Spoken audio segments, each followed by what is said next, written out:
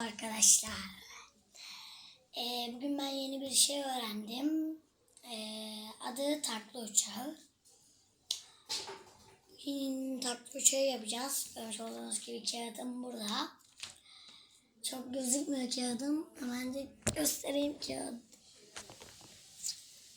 Çok gözükmüyor, az bir şey gözüküyor. Şöyle göstereyim. Evet, şimdi başlıyoruz yapmaya. Kağıdınızı alın. A4 kağıt da olur. Tüm kağıtlar olur. Evet, adı takla uçağı. İlk başta uçak yaptığımız gibi şöyle bir büküyoruz.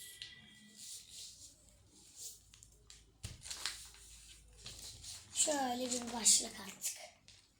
Sonra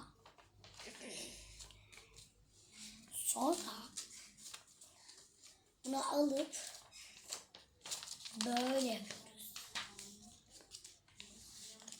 Böyle içten katlıyoruz. Böyle.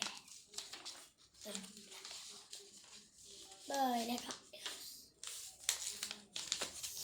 Bekleyin, ben de yapayım.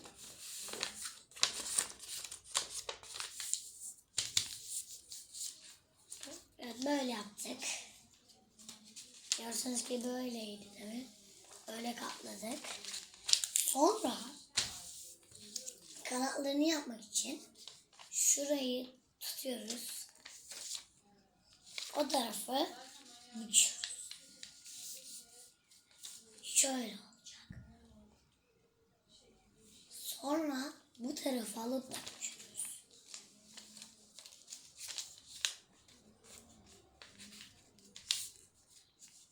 Evet, yaptığımız bu.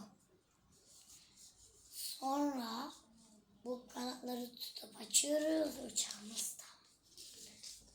Evet, uçağımız bu. Bu bir takla uçağı. Evet, abone olmayı unutmayın. Abone olmayı unutmayın, like atmayı da unutmayın.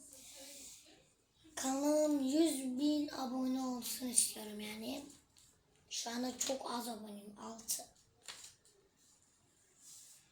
Neyse arkadaşlar, gelişeceğiz, büyüyeceğiz.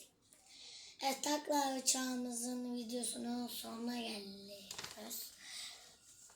Videonun sonuna geldik. Abone olmayı, like atmayı unutmayın.